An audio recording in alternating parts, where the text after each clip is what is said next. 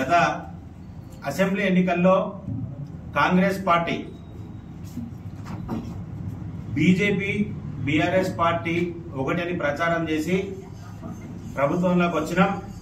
మరి రానున్న పార్లమెంటు ఎన్నికల్లో ఏ రకంగా అధికారంలోకి రావాలి అని ఆలోచన చేస్తున్నట్టుగా ఉంది. పొన్నం ప్రభాకర్ గారు భారతీయ జనతా పార్టీ అధికారంలోకి వస్తే రిజర్వేషన్లను తొలగిస్తుంది అని ఒక విషయాన్ని తెర మీదకి తీసుకువస్తున్నారు. మరి ప్రభాకర్ అన్న,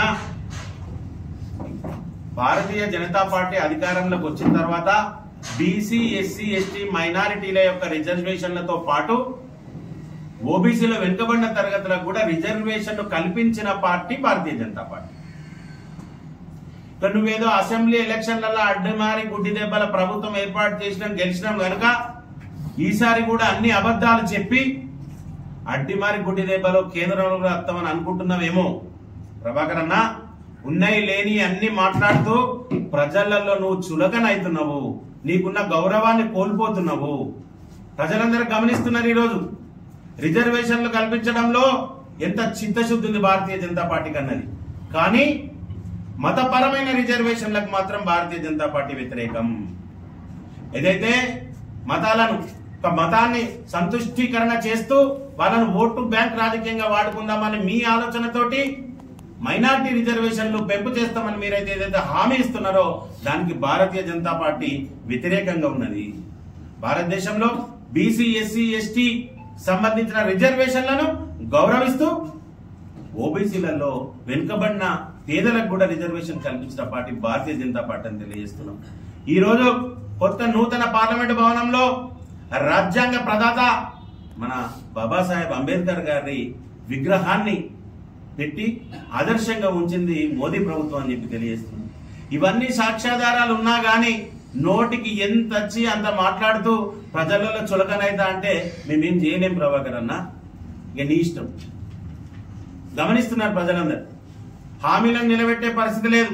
ఏమన్నా అంటే బస్సులు ఇచ్చినాం, బస్సులో ఫ్రీ చేసినాం, తనక సావురి కొట్టుక సావు, ఇదే కదా.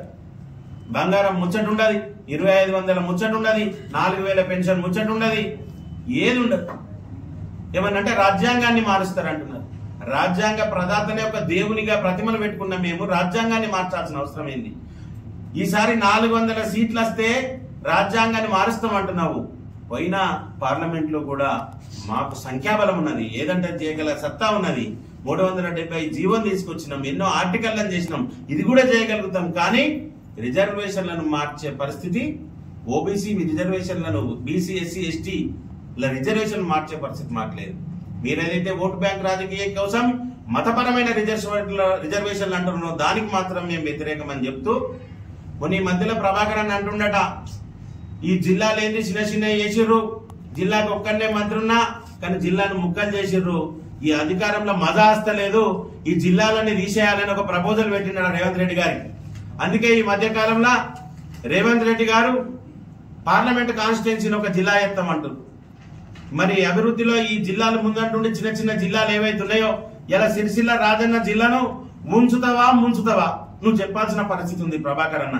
ఇప్పుడు రేపో మాపో మీ సీఎం వస్తుడట, మరి మా జిల్లా ఉంటుందా లేదా ఆ సమావేశంలో చెప్పిపోవాలి.